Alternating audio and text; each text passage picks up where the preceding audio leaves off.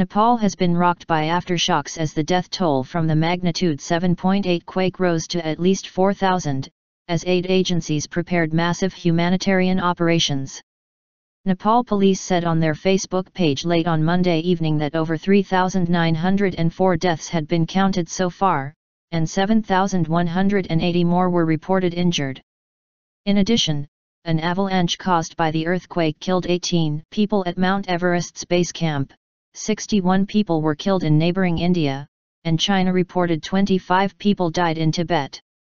Al Jazeera's Andrew Simmons, who is reporting from Bhaktapur, said that more people were feared dead in the ancient city, and residents were struggling to dig through the rubble with limited help from the government.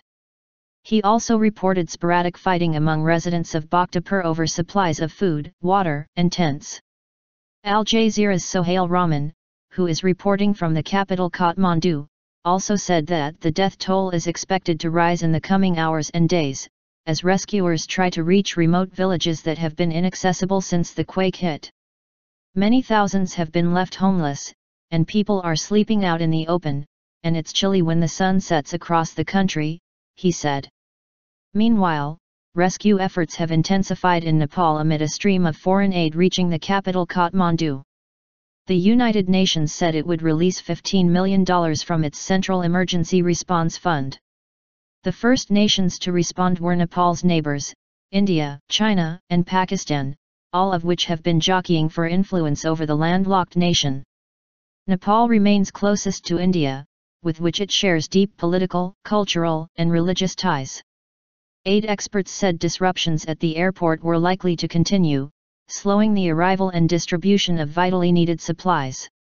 Kip Branch, senior medical supply officer for the MAP International Charity, said the group was putting together an extensive medical supply shipment that would only be sent once it had clearance to land and distribute emergency health supplies intended to support 10,000 people for 3 months.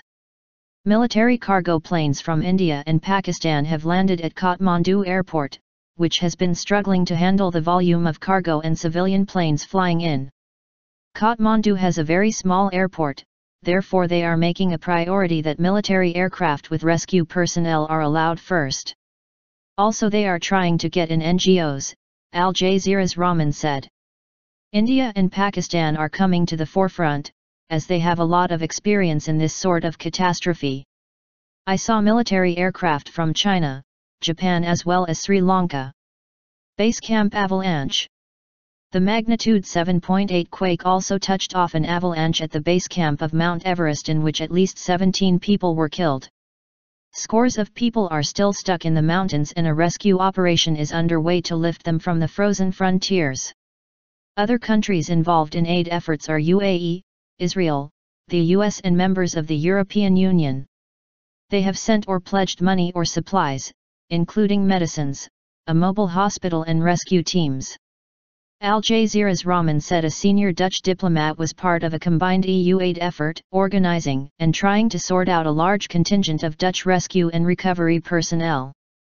Ek Narayan Ariel, Kathmandu district chief administrator, said tents and water were being handed out on Monday at 10 locations in the capital, but that aftershocks were leaving everyone jittery.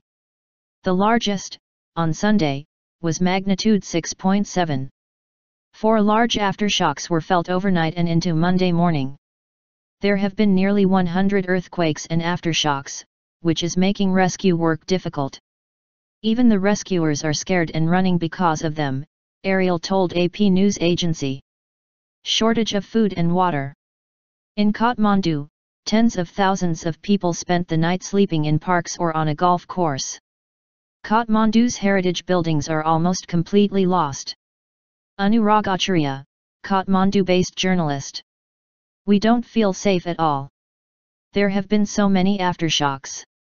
It doesn't stop, said Rajendra Dungana, 34, who spent Sunday with his niece's family for her cremation at the Pashupati Nath temple.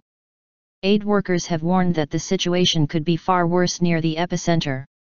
The U.S. Geological Survey said the quake was centered near Lamjung, a district about 80 kilometers northwest of Kathmandu. While not far away, poor roads and steep mountains have made Lamjung difficult to reach. Overwhelmed authorities were trying to cope with a shortage of drinking water and food, as well as the threat of disease.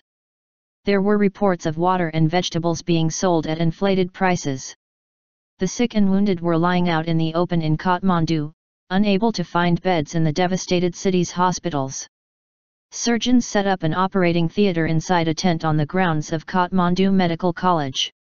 "We are overwhelmed with rescue and assistance requests from all across the country," said Deepak Panda, a member of the country's disaster management. Most shops in Kathmandu, where more than 1,000 people have died, were closed after the government declared a week-long period of recovery. Anurag Acharya, a Kathmandu-based journalist, said that people are furious and not allowing journalists in the devastated area Durbar Square. "Kathmandu's heritage buildings are almost completely lost," he told Al Jazeera.